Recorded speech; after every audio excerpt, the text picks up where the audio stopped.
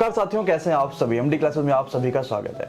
आपको पता है कि बीपीएससी टीआरई 2.0 का फाइनल रिजल्ट जारी हो चुका है और इसमें कक्षा 6 से लेकर 8 तक में जो पहली रैंक है वो है सचिन कुमार मिश्रा जी की। तो आज हमारे साथ है सचिन, जो एमडी क्लासेस में पहले से ही एज ए कंटेंट राइटर के रूप में कार्यरत भी हैं। मैथ का जो कंटेंट है वो सचिन ही देख रहे होते हैं और ये बड़े हर्ष की बात है पूरे एमडी क्लासेस परिवार के लिए कि सचिन की इस बार बीपीएससी टीआरई 2.0 में पहली रैंक हासिल हुई है। तो आज इस वीडियो में हम कई सारी बातें सचिन के संघर्ष की देखेंगे कि कैसे लगातार परीक्षाओं में असफलता के बाद खुद पे कड़ी मेहनत, विश्वास और शानदार तरीके से रणनीति के साथ पहली रैंक को हासिल किया जा सकता है और आपको भी कई सारी चीजें यहाँ पर सीखने और समझने को मिलेंगी। तो सचिन का सबसे पहले तो एमडी क्लासेस में बहुत बहुत स्वागत है। तो सचिन से सबसे पहले आज हम इस वीडियो में ये जानना चाहेंगे कि सचिन एक तो कहाँ के रहने वाले हैं और साथ ही साथ इनकी स्कूली की शिक्षा जो है वो कहाँ से हुई है। सर हम बहराइच जिले के विशेषकर ब्लॉक के अंतर्गत एक गाँव होता है रोनी भारी, वहीं से रहने वाले हैं सर, वहीं के मूल निवासी हैं सर। और हमारी स्कूली शिक्षा वहीं गांव के स्कूल से शुरू हुई। गांव के पास में एक स्कूल था अमरनाथ जूनियर हाई स्कूल, वहां से हमारी हाई स्कूल हुई है। और उसके बाद इंटर, चूंकि साइंस साइड से पढ़ना था तो गांव में स्कूल थोड़ा सा दूर था, सरकारी स्कूल घर से 17 किलोमीटर दूर, केवी इंटर कॉलेज। तो हमारा इंटरमीडिएट की एग्जाम मतलब परीक्षा वहीं से हमने पास की। उसके बाद ग्रेजुएशन, तो ग्रेजुएशन हमने किया MLK PG कॉलेज बलरामपुर से, सरकारी कॉलेज सर। अच्छा, चलिए, तो आपने देखा कि स्कूल यानी सचिन जो है वो बहराइच के रहने वाले और गांव से ही अपनी लगभग सारी स्कूली शिक्षा सचिन ने जो है प्राप्त करी है। आपको जब वीडियो बच्चा शुरुआत करे तो एक चीज बताई थी हमने कि कई सारी परीक्षाएं में असफल होने के बाद ये सफलता सचिन को मिली है। जब आप इनके संघर्ष की कहानी अभी इनसे सुनेंगे कि इन्होंने यूपीएसआई या इसके अलावा कई सारी ऐसी परीक्षा, इसमें टाइपिंग में कुछ ही नंबरों से फेल रह चुके हैं, तो कौन कौन सी परीक्षा ऐसी रही जिसको सचिन फाइनल रिजल्ट में इनका नाम नहीं पा पाया, वो सचिन से खुद जानते हैं। जी सर, ये परीक्षा वनडे एग्जाम के जो नौकरी की तैयारी होती है सर, मेरा सफर 2016 से शुरू हुआ सर। जब मैंने एसएससी की तैयारी करना शुरू किया, उस दौरान सर एसएससी की तैयारी करता था 1 साल। उसके बाद सर मेरा ये हुआ कि साथ में जूनियर असिस्टेंट के वैकेंसी आई थी यूपी SSC के थ्रू, तो सर उसका भी पेपर दिया तो उसमें हो गया था। बस उसमें अब ये फंसा था कि हिंदी और इंग्लिश की टाइपिंग करनी है। और सर साथ में जब एग्जाम हुआ तो CGL का प्रीलिम्स लगा था, जिसके लिए मैंने साल भर मेहनत की थी सर। तो दरअसल मेरे पास 2 ऑप्शन दिया, तो मैं दिन रात बैठ के टाइपिंग कर सकता था या अपना प्रीलिम्स दे सकता था सर। तो मैंने टाइपिंग वाला छोड़ दिया। तो वहाँ तो मेरी पहली हार हुई जहाँ मेरा टाइपिंग में। वहीं एक मेरा दोस्त था जिसने CGL प्रीलिम्स छोड़ दिया, टाइपिंग पे फोकस किया और उसका उसी में हो गया था। तो सर मेरा प्रीलिम्स तो निकल गया। उसके बाद सर वहाँ से कोचिंग बंद हो गई थी, सोचे घर जाके तैयारी करेंगे। तो फिर घर आए तो उतनी अच्छी तैयारी हो नहीं पाई सर, तो मेंस में कुछ नंबर से रुक गया। तो सर उसके बाद फिर CHSL मतलब जूनियर असिस्टेंट में टाइपिंग नहीं आपने दिया SSC की CGL की वजह से। जी सर। फिर CGL का मेंस कुछ वजह से रुक गया। प्रीलिम्स तो उस टाइम निकल गया। मेंस सोचे घर से तैयारी करेंगे, कोचिंग थी नहीं, सोचे वहाँ घर से व्यवस्था हो जाएगी, आराम से तैयारी देंगे। लेकिन सर वो प्रॉपर स्ट्रेटजी बन नहीं पाए। कहते हैं ना, माहौल हर चीज के लिए जरूरी होता है। फिर उसी के साथ CHSL की वैकेंसी सर साथ में आई थी। तो CHSL में भी हो गया था, फाइनल हो गया था सर। उसके बाद वो उसमें पहले एक होता था डिस्क्रिप्टिव टेस्ट होता था CHSL में सर, वो भी क्लियर हो गया था। टाइपिंग की जब बात आई तो सर फिर वही टाइपिंग वाला इशू आके फिर फंस गया कि तो मैंने टाइपिंग के लिए पूरी कोशिश की, लेकिन जर्नल में 7% की एरर होनी चाहिए थी सर, मेरी 7.24% की एरर हो गई। मतलब 0.24% जो है वो एरर थोड़ी ज्यादा हो गई, इसकी वजह से बाहर। जी सर, वहाँ फिर निकल गए। फिर उसके बाद सर MTS का फॉर्म दिया, उसमें भी मेरे बहुत अच्छे मार्क्स थे, लेकिन उस बार ये सोचा था कि चलो कुछ नहीं हो रहा है, MTS निकल जाएगा सर। उसके बाद ये हुआ कि पहली बार उसकी बहुत हाई कट ऑफ चली गई थी, MTS की कट ऑफ बड़ी हाई चली गई थी। फिर उसके बाद फिर यही सिलसिला शुरू हुआ। फिर हम बाहर तैयारी करते तो वहाँ से जब घर चले आते तो घर से गए नहीं। फिर से CGL का फॉर्म दिया, फिर से प्रीलिम्स निकला, CHSL निकला। इस बार दरअसल ये हुआ था कि सर CGL का प्रीलिम्स भी निकल गया था, मेंस भी निकल गया था, TRE 3 दिए थे। उसके बाद फाइनल कट ऑफ में नहीं हुआ। CHSL का सर फिर से प्रीलिम्स निकला, डिस्क्रिप्टिव टेस्ट निकला, उसकी टाइपिंग भी निकल गई थी, लेकिन आगे चल के समस्या फंसी कि वो भी नहीं हो पाया। फिर अच्छा, थोड़ी सा आपको रोकना चाहिए। अब इन सब बातों से आपको एक चीज जरूर जानने को मिल रही होगी कि कितनी सारी ऐसी परीक्षा जिसमें किसी ना किसी वजह से आखिरी में जाके आपको असफलता देखने को मिली, और ऐसे आपके भी जीवन में रहता है। होता क्या कि हम किसी एक परीक्षा हमने CGL दिया, एग्जाम्पल CHSL दिया, MTS दिया, लेकिन हम अगर असफल हो जाते तो हमें लगता है यार हम इसके लिए बने ही नहीं है। फिर हम सोचते नहीं, चलो एकेडमिक कॉलेज यानी ये पढ़ाई छोड़ते दूसरा कोई काम करते हैं। तो आप अगर किसी एक चीज पे फोकस करेंगे तो असफलता तो आनी ही आनी है। जब हजारों बार जाके बल्ब नहीं बने तब जाके एक बार बल्ब फाइनल बना, और वो आप देख ही रहे कि बल्ब का कितना यूज है और कितनी सारी चीजें हो रही हैं। तो असफलता बहुत बार, और आप अगर जब सचिन जब एमडी क्लासेस से जुड़ने आए थे तो जब इनके सीवी को हम लोग ने देखा तो उसमें ये लिखा भी था कि 17 ऐसी परीक्षाएं थी जो सचिन ने असफलता जिसमें हासिल करी। और ये सोचने वाली बात भी थी कि 17 परीक्षाओं के बाद भी वही जोश, वही जज्बा है कि आगे जो भी परीक्षा होगी उसमें किसी भी तरह से जो है हम यहाँ पर सफलता जरूर हासिल करेंगे। यूपीएसआई की परीक्षा की भी बात करेंगे। यूपीएसआई में बहुत सारे बच्चों का क्योंकि सपना होता है कि कि दरोगा बनना उत्तर प्रदेश में, उसमें भी आपका साथ मेडिकल में किसी वजह से रह गया था। जी सर, दरअसल जो यूपी पुलिस की वैकेंसी आई थी उसमें थोड़ा सा मेरा शरीर हेल्थी था, इसलिए मुझे लगता है कि मैं दौड़ पाऊंगा नहीं। तो सर तो कभी कांस्टेबल का पेपर नहीं दिया, रेलवे का पेपर नहीं दिया, कि मेरे साथ वाले ग्रुप डी में थे तो उसमें उनका हो गया, तो मैं इसीलिए नहीं था कि मैं दौड़ नहीं पाऊंगा सर। लेकिन जब यूपीएसआई की वैकेंसी आई तो उसमें मैथ्स थी सर, रीजनिंग थी, जीएस थी जो मेरे प्रॉपर चल रहे थे, तो मुझे लगा पढ़ाई में मेहनत करनी नहीं है सर। तो और उसी वक्त मेरा सर लोअर पीसीएस का प्रीलिम्स निकल गया था। तो जब एसआई का एग्जाम था और लोअर पीसीएस का एग्जाम था, दोनों के बीच में 10-15 दिन का सर गैप हुआ था मेंस में।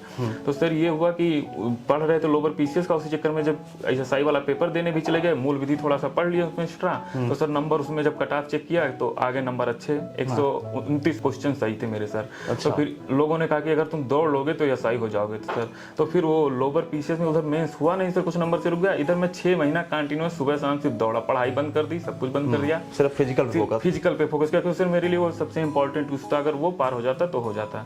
तो सर उसके बाद भगवान की कृपा से सुबह शाम मेहनत करते करते जब मैं पहली बार दौड़ा था सर 400 मीटर में दौड़ रुक गई थी सर। लेकिन उसके बाद मेरा भाई सर पुलिस में ही है, तो उसने कहा दौड़ते रहोगे, हार नहीं मानोगे तो 5 किलोमीटर रेस तुम्हारी निकल जाएगी, टाइम इसमें 28 मिनट मिलता है सर। तो उसके बाद मैंने उसने मोटिवेट सर, मेरे से सफलता में हर जगह मेरे भाई का बड़ा योगदान है सर। तो मोटिवेट करता रहा, दौड़ते रहे सर, 6 महीने सुबह शाम दौड़े, तो ये हुआ कि फाइनली रेस तो लग गई। उस दिन सर बहुत खुशी हुए थे। उस दिन मेरा दोस्त भी था, उसका भी रेस लगा था, सेम मेरी कंडीशन में वो भी था। अच्छा। तो दोनों का रेस निकल गया, बनारस गए, बनारस में हम लोगों की रेस थी सर। तो बनारस में निकल गया, फिर ये हुआ कि चलो रेस निकल गई है, नंबर हाई है, कुछ होना नहीं है, उसके बाद मतलब अब कोई दिक्कत आएगी नहीं, अब तो हो जाएगा।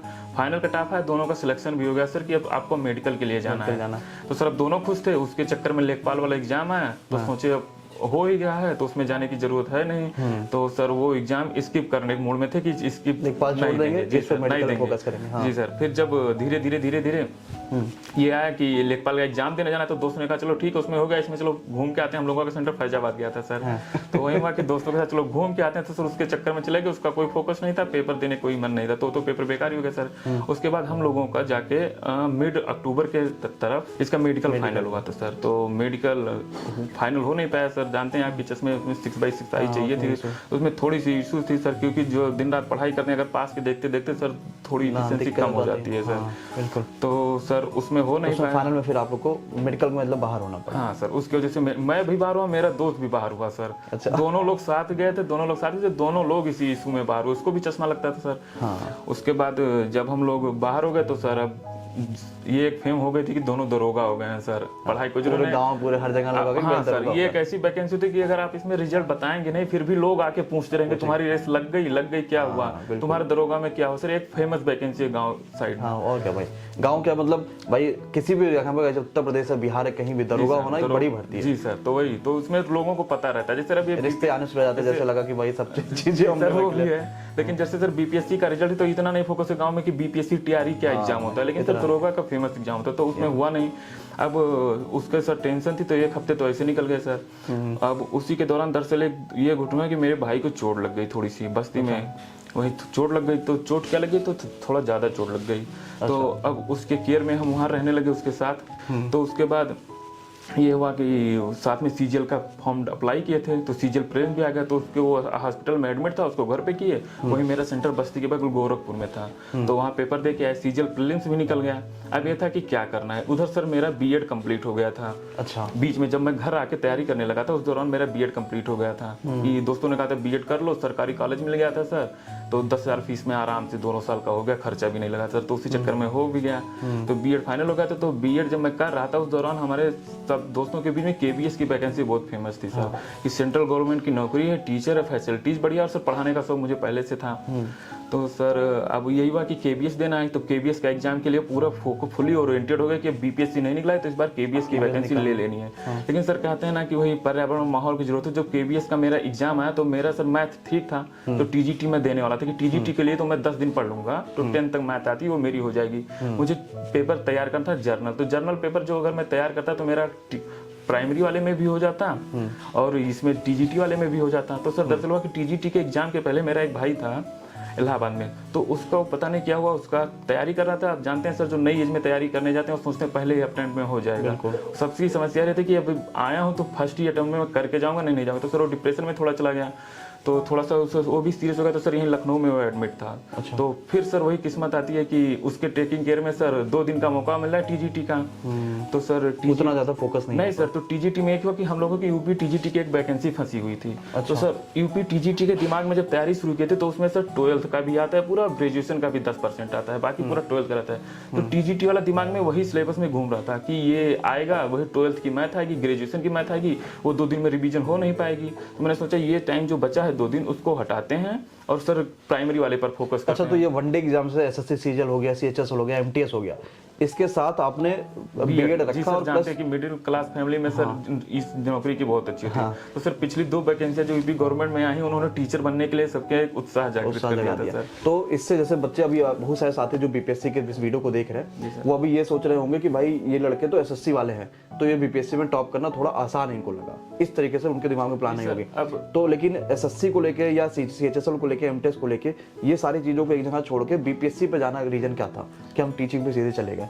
जी सर, बीएड कंप्लीट हो गया था। तो सर टीचिंग मेरे लिए एक सेफ ऑप्शन थी कि इसमें बढ़िया है और मेरा इच्छा भी था। सर मेरी जब मैंने अपनी पढ़ाई कंप्लीट की थी तो सर मेरे साथ जब मेरा हाई स्कूल हुआ था तो हाई स्कूल में मेरे अच्छे मार्क्स थे, 86 मार्क्स थे, जिसमें मैं 100 के 100 मैथ कर सकता था। लेकिन कहते हैं ना सर, ट्रेजेडी होती है जब यही होता है कि हम लोगों का जहाँ सेंटर गया था वहाँ पे थोड़ा गोली वगैरह चल गई थी। तो जो पेपर के दिन, हाँ सर, पेपर के दिन, मैथ के पेपर के दिन, तो जो हम लोगों का पेपर 7 बजे होना था और 9 बजे स्टार्ट हुआ। सर वहीं से फील आया कि अब दरोगा बनना है, ऐसा कुछ नहीं सर, वो वाला नहीं है। तो ये हुआ कि अब पेपर 11 बजे सबमिट हो जाना था। तो सर जब छोटे बच्चे रहे तो उनको पता था 9 बजे पेपर दिए, अभी सबमिट कर लेंगे 1 घंटे में। तो सर जितना ज्यादा हो सकता है उतना क्वेश्चन लगाया, साथ में बी कॉपी देने वाला, वहाँ सर सारी फोर्स आ गई थी, सब कुछ आ गया था।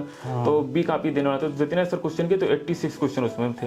अच्छा। उसके बाद सर ग्रेजुएशन का पेपर दिया तो उसमें मैथ में मेरे 96 नंबर थे। तो ये था कि मैथ मेरी अच्छी थी, फिजिक्स अच्छी थी। तो सब गाँव के इलाके में सर कहते हैं ना कि बीटेक का स्कोप होता है, हम जाएंगे कोटा तैयारी करने करने। तो सर जब मेरी बारी आई तो मुझे लगा कि टफ भी है और सर उतना फाइनेंशियल इनकम भी होता है, थोड़ा सा देखना पड़ता है कि अभी जाएंगे वहाँ तो पूरा खर्चा लगेगा। तो सर ना मैंने किसी से कहा ना मैंने फीलिंग की चलो ठीक है सर। उसके बाद ग्रेजुएशन और नॉर्मल बीएससी शुरू हो गया। तो सर बस इसी तरीके से चलता रहा। तो अभी आपने जैसे ये जाना कि सचिन ने पहले केबीएस की परीक्षा दी, बीपीएससी टीआरई आया, वो भी परीक्षा इन्होंने दी थी। केबीएस में किस वजह से असफल रहा मामला, या बीपीएससी टीआरई भी आपने दिया होगा, ये तो टीआरई 2.0 है, तो केबीएस और बीपीएससी का क्या रहा माहौल? जी सर, केबीएस का वजह कि जब केबीएस की तैयारी कर रहे थे उसी दौरान मेरा सीजीएल प्रीलिम्स भी हो गया था सर। केबीएस की वैकेंसी थी तो सर मेरी केबीएस प्राइमरी की वैकेंसी 26 फरवरी के करीब थी और सीजीएल का मेंस 3 मार्च को था। तो सर मेडिकल आउट हुए थे तो मैंने सोचा कि अगर जो मुझे सीजीएल में पोस्ट लेनी है, पोस्ट उस बार ज्यादा थी सर।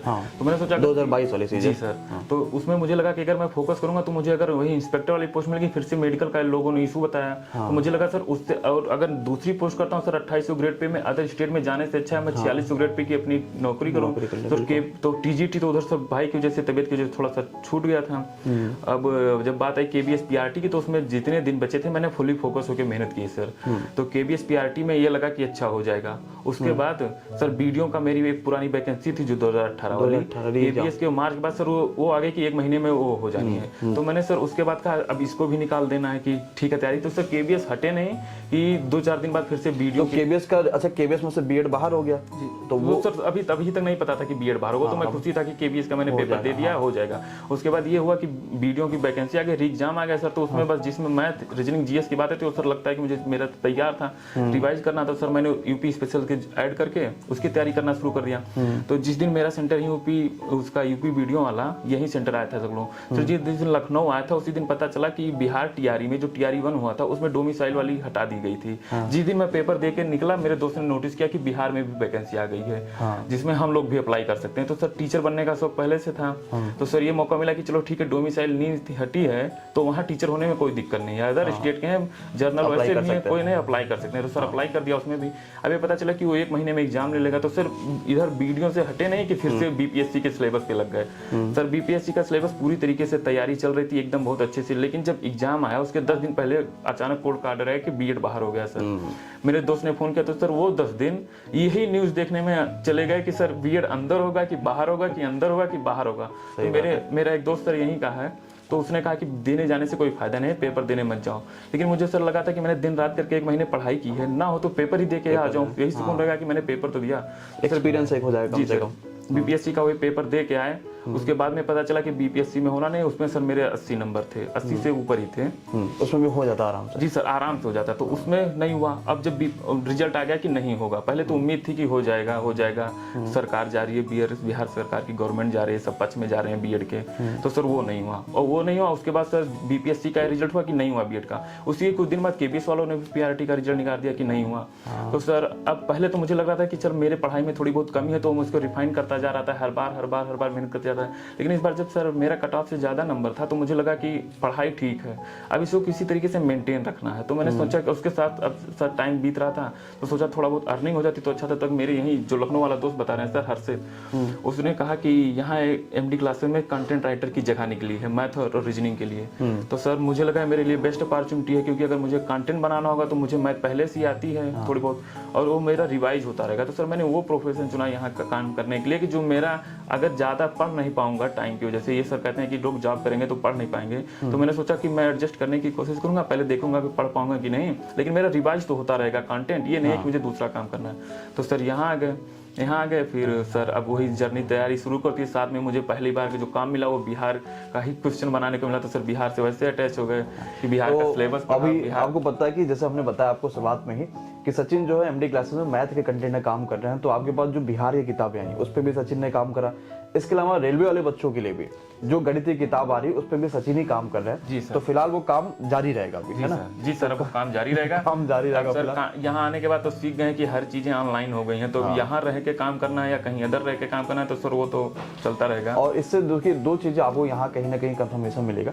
सबसे पहली चीज तो यही है कि किसी भी चीज पर अगर काम होता है तो आपको भले थोड़े से समय लग जाए कि भाई हम उस चीज को सफल हो रहा है असफल हो रहा है, जो भी चीज हो रही है, आप अपने मेहनत को जरूर से जरूर कंटिन्यू करिए। और साथ ही साथ एमडी क्लासेस से कंटेंट का आप ये मजबूती देख सकते हैं कि किस प्रकार कैसे लोग इस चीज पे काम कर। शायद सचिन जब आए हुए थे तो इनकी सीवी जब एचआर वाले लोगों ने देखी, तो उसके बाद फिर इंटरव्यू के लिए आए, फिर सारी चीजें, तब इनको फाइनल फिर ये चीज हुआ कि भाई आप मैथ का कंटेंट बना सकते हैं। और आपके जो मैथ की कंटेंट है, चाहे किताबों में देखा जाए चाहे बाकी क्लासेस में देखा जाए, तो उसमें जो मैक्सिमम काम है वो सचिन का ही होता है। वो पूरी एनर्जी और ईमानदारी के साथ एक मेहनत करके और उस कंटेंट को काम बना रहे हैं। और जल्दी आपको रेलवे की गणित की किताबें भी देखने को मार्केट में मिलेंगी, जल्दी जनवरी में आसपास इसका हम लोग फाइनल कर देंगे। जी सर, रेलवे वाला तो कंटेंट का काम पूरा भी हो चुका है लगभग। ठीक है, तो दोस्तों आप सभी को पता है कि जब भी सबसे पहली बात तो यही है कि सिलेक्शन तो कई सारे लोगों का होता है, लेकिन रैंक 1 सिर्फ एक व्यक्ति का आता है। और आज वीडियो में आपके साथ जब रैंक 1 बैठे हैं तो आपको सबसे ज्यादा उत्सुकता होगी इस चीज की जानने की कि कैसे स्ट्रेटजी इन्होंने अपनाई थी, किस प्रकार से अपनी दिनचर्या रखी, कितने घंटे पढ़ाई कर रहे थे, क्योंकि एक बड़ा हाइप क्रिएट है मार्केट में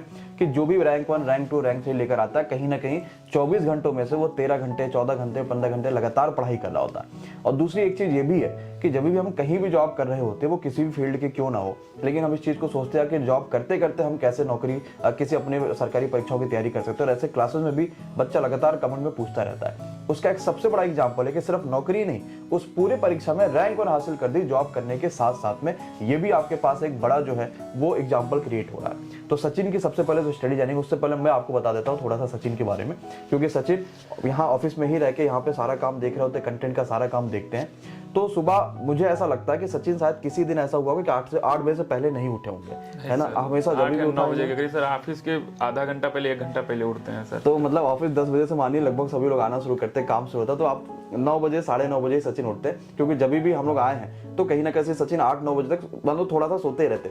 लेकिन अब इसके पीछे रीजन क्या है? जैसे होता है कि हमें क्या लगता है कि भाई जो टॉपर्स होता है वो सुबह उठ के 4 बजे 3 बजे लगातार पढ़ रहा होता है, इधर पढ़ रहा उधर पढ़ रहा, रात में सो रहा, सिर्फ 1 घंटे 2 घंटे सो रहा। सचिन की इनकी दिनचर्या जानेंगे कि सुबह से लेकर शाम तक का पढ़ाई पे कैसे आपने फोकस किया काम के साथ साथ में।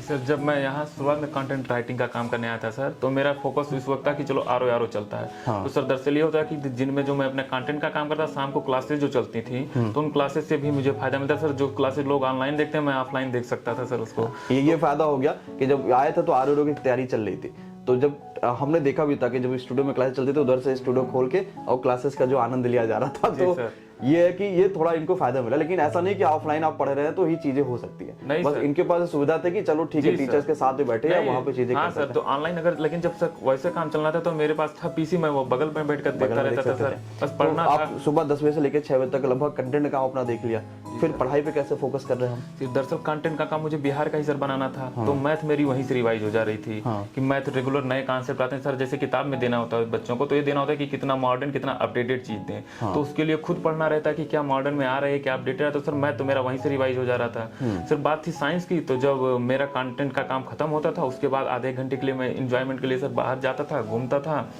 उसके बाद जब आता था सर तो तैयारी करने के लिए मेरे ये स्ट्रेटजी थी कि अब आरओ से मैं इसलिए सर बीपीएससी टीआरई 2 पे शिफ्ट हुआ कि इसकी प्रक्रिया बहुत फास्ट है सर, 1-1.5 महीने के अंदर फाइनल करा दे रहा है। अगर आरओ पे मैं लगूंगा अभी तो फरवरी में एग्जाम होगा, फिर उसके बाद अगले अक्टूबर नवंबर तक मेंस होगा, उसके बाद होता है या नहीं होता है सर, सही बात है, पता नहीं ज्वाइनिंग 1 साल 2 साल बाद कब दे, कोई कंफर्मेशन नहीं था। तो बस ये लगा कि अगर बीपीएससी पे फोकस कर लेंगे 1-1.5 महीना, दरअसल इसमें सिलेबस भी सर जान पहचान का था, और ये था कि टाइम भी कम मिला, तो सर टाइम सबके लिए कम मिला था, तो उस कम टाइम में जो जितना अच्छा पढ़ लेगा बस उसी का होना था। ये नहीं था सर कि आदमी पहले से तैयारी कर रहा है कि हमें टीचर ही बनना है, टीचर ही बनना है। सबको 1 महीने का समय दिया गया था, उसमें जो जितना अच्छा पढ़ लेगा उसका उतना अच्छा होगा। तो सर मेरा मैथ तो पहले से रिवाइज होता जा रहा था। बात थी साइंस की, तो मैं जब आता था 1 घंटे बाद तो 8 बजे से सर और रात में 2 बजे 3 बजे तक सिर्फ साइंस ही पढ़ता था। मुझे लगता था कि जब मैं ऑफिस टाइम में होऊंगा तो मैथ तो मेरी वहाँ से रिवाइज हो जाएगी, और सर साइंस में रात में पढ़ लेता था। तो इस तरीके से सर तैयारी चलती रही। मतलब आप अपना 1-2 घंटा समय थोड़ा सा हल्का फुल्का घूम टहल के, ताकि फ्री हो जाए माइंड, तो उसके बाद 8 बजे से लेके बीच में खाना ना खा के 2-3-4 बजे तक लगातार खाना तो वही कि ऑफिस में टिफिन आ जाती थी, तो खाने का कोई दिक्कत नहीं था। जब मन करे 11 बजे 12 बजे 1 बजे जब भूख लगी, जब इच्छा हुई खाना खा ले सर, तो 2-3 बजे तक तैयारी चलती थी सर। अब उसके बाद थोड़ा सा जो यूपी स्पेशल या बिहार स्पेशल जो मुझे पढ़ना था, तो सर वो थोड़ा सा आधे 1 घंटे वही 2-3 बजे के बाद थोड़ा सा वीडियो देख लिया, बस वो रख लिया, क्योंकि साइंस और उसमें सर 40 नंबर जीएस के आने थे, तो सर उस पर उतना फोकस था नहीं, क्योंकि उसमें तो सब कुछ आ जाना था। तो वो मुझे पहले से भी तैयार था, थोड़ा बहुत तैयार था।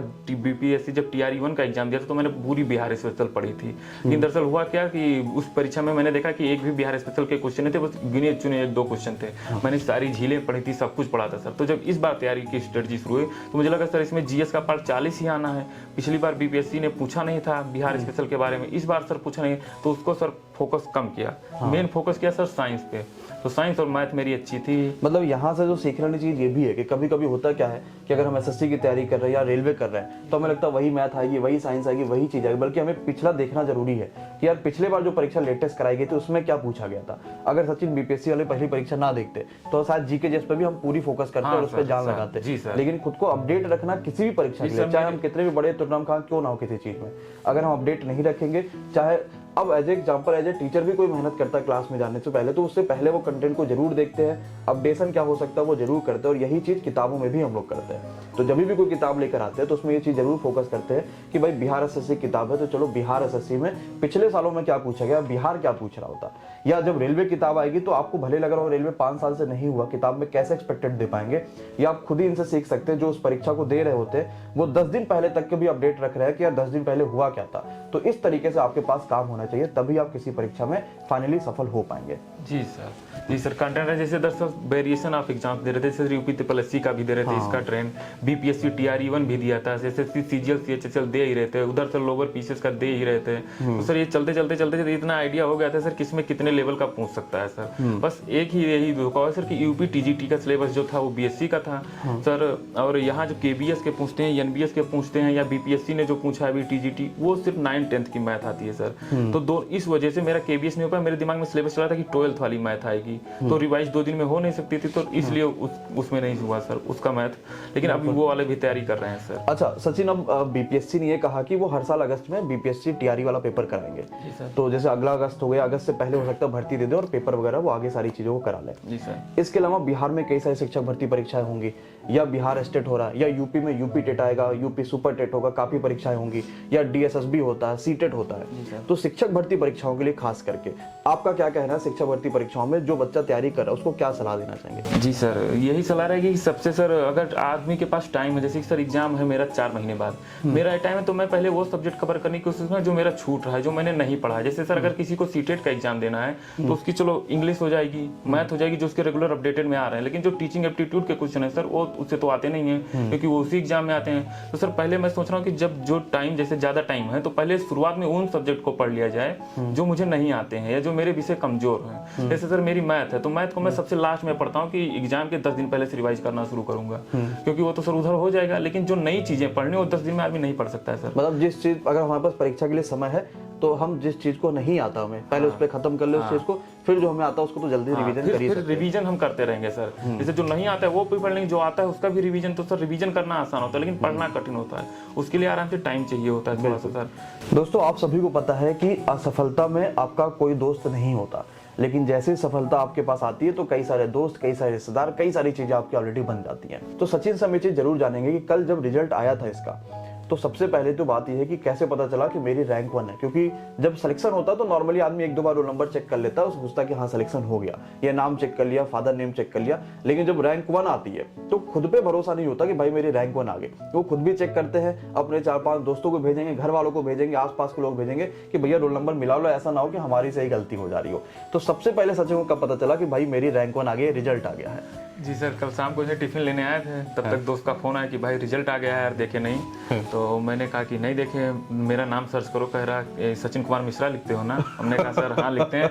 तो कह रहा है कि हमने कहा नाम सर्च करा, नाम आ रहा है कि नॉट फाउंड बता रहा है, पहले ये तो बताओ।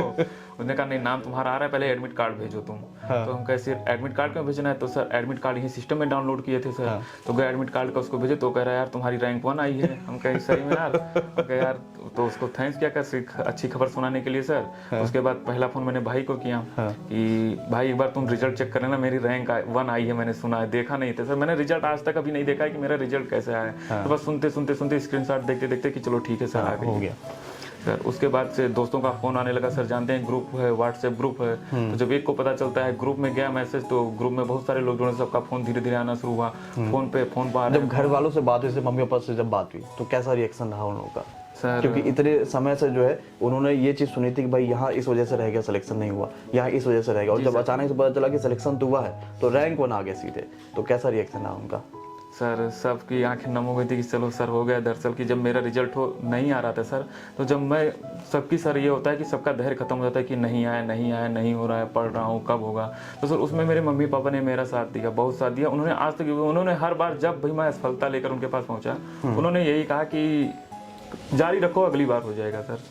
तो वही है सर। तो चलिए फाइनली आपने देखा कि भाई कैसा रहा ये सारी चीजें, कि कैसे संघर्ष की कहानी होती है। अब जब सिलेक्शन हो जाता है तो थोड़ा सा संघर्षों से ऊपर आ जाते हैं, और अब हमारे पास एक स्टेबिलिटी आ चुकी है कि अब कई हो सकता है कि हमारे आगे कई सारे सपने और भी हो जिसको पूरा करने के लिए, लेकिन अब एक स्टेबल हो गया जीवन कि अब जो भी चीज होगा थोड़ा सा रिलैक्स फील होके हम उसकी तैयारी कर पाएंगे। थोड़ा सा ऐसे ही हंसी मजाक में सचिन से 2-4 क्वेश्चन पूछना चाहेंगे कि सचिन जब पढ़ाई कर रहे थे या सचिन जो अभी सारी चीजें कर रहे हैं, तो कोई ऐसा आपका, जैसे बच्चे कहते हैं कि सर महिला मित्र होना, पुरुष मित्र होना, ये थोड़ा सा गलत चीज है, तो आपके साथ कुछ ऐसा है कि आपको कोई महिला मित्र है या पुरुष मित्र है?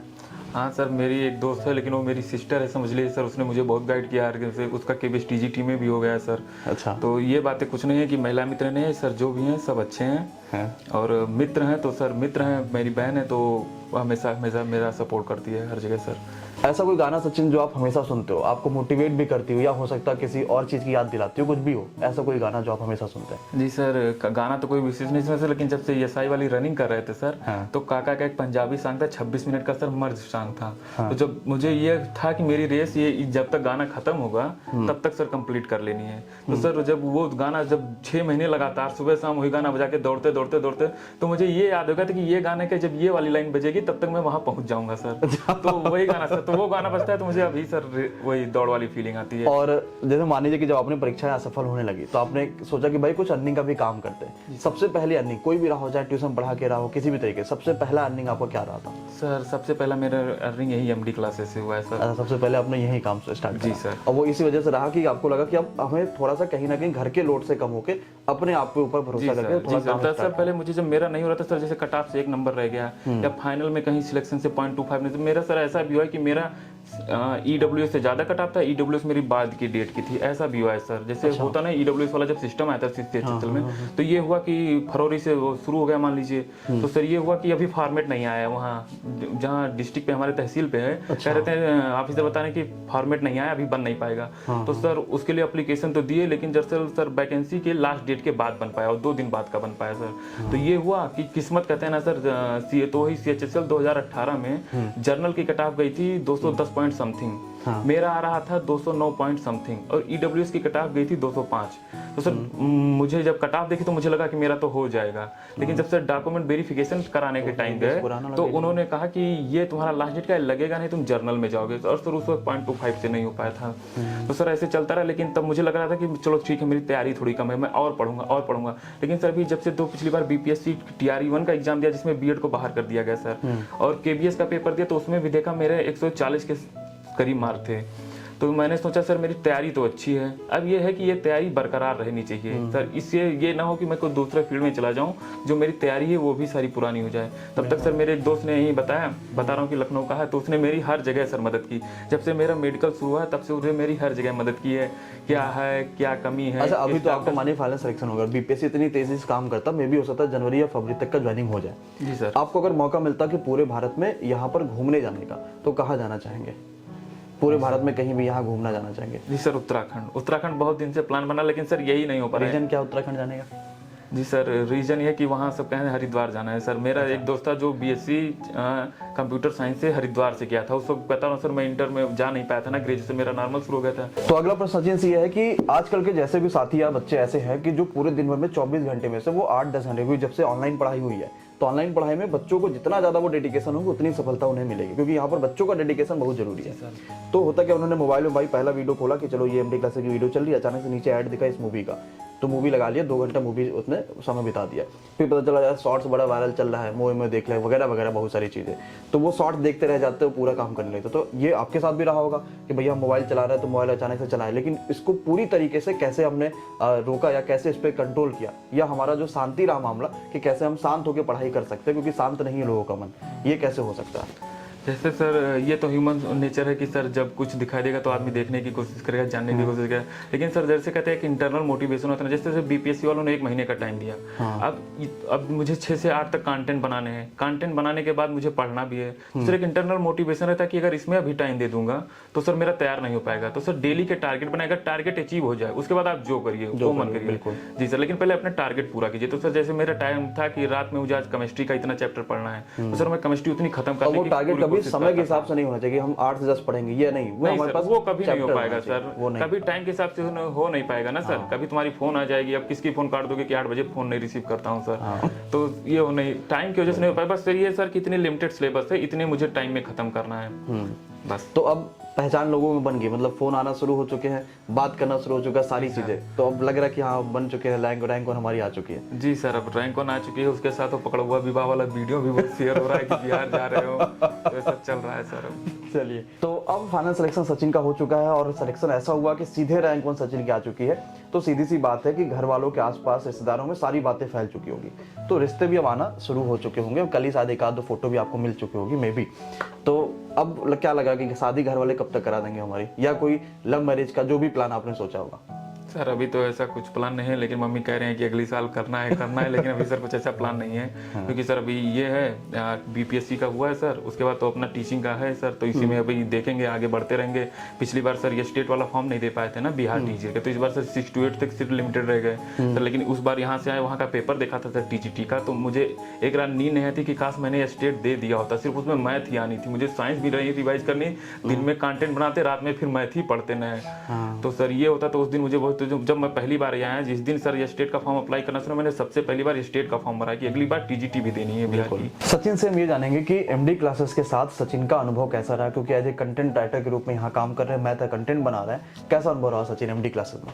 सर एमडी क्लास में कहते हैं ना सर कि अपनी मेहनत के साथ साथ किस्मत का भी बहुत योगदान होता है परीक्षा में सर। जैसे माहौल का बहुत योगदान होता है सर। जब मैं यहाँ आया तो मुझे मेहनत तो मैं कर ही रहा था सर, लेकिन मुझे होने के लिए एक माहौल भी प्रॉपर मिल गया सर कि इस बार हो जाना है। जैसे सर बिना माहौल के अगर आप चाहे जितनी मेहनत करते रहेंगे, अगर आपका पर्यावरण नहीं सही है, आपके आसपास के लोग नहीं सही है, मोटिवेशनिंग लोग नहीं है, तो सर आप वो कर नहीं पाएंगे। सर जब मैं यहाँ आया तो मेहनत तो मेरी थी ही, मैं पढ़ भी रहा था, कंटेंट भी बना रहा था, और जो थोड़ा बहुत कमी थी वो सुधार भी रहा था। यहाँ टीचर्स थे जो मेरे सारे डाउट दूर कर दे रहे थे, तो ऐसा चलता रहा सर, और उसी की वजह से सर फाइनल हो पाया। यानी किसी परीक्षा को सफलता हासिल करने के लिए किसी परीक्षा में 3 मूल मंत्र खास करके हैं। सबसे पहले तो हमें पास जो भी सिलेबस है उसको सही से देखना, उसको पूरा करना, रिवीजन करना, प्रॉपर उस चीज को बार बार रिवाइज करते रहना, और तीसरा है मॉक टेस्ट का।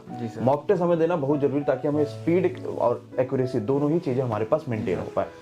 तो जितना भी बच्चा आगे शिक्षा भर्ती परीक्षाओं की तैयारी कर रहा है, आप सभी को पता है कि एमडी क्लासेस शिक्षा भर्ती परीक्षाओं की तैयारी टीचिंग एग्जाम में एमडी क्लासेस चैनल से करा रहा है, जिस पर लगभग 6 लाख के आसपास बच्चे जुड़ चुके हैं। तो आगे आने वाली जितनी भी शिक्षा भर्ती परीक्षाओं की तैयारियां होंगी, चाहे वो बीपीएससी टीआरई 3.0 हो, चाहे आपके पास यूपी टेट है, सुपर टेट है, सी टेट है, कुछ भी परीक्षा होगी, तो आपको मैक्सिमम जो है एक नई शानदार और ऊर्जावान टीम के साथ टीचिंग एग्जाम एमडी क्लासेस पर देखने को मिलेगी। तो अगर आप भी नए हैं और चैनल को अगर आपने सब्सक्राइब नहीं किया है तो नीचे कमेंट बॉक्स में भी लिंक है, साथ ही साथ आप यूट्यूब पर सर्च करिए टीचिंग एग्जाम एमडी क्लासेस, आपको मिलेगा, वहां से सब्सक्राइब करके अपनी तैयारी को जरूर शुरू करिए और एक बेहतर और शानदार रैंक लेकर आइए।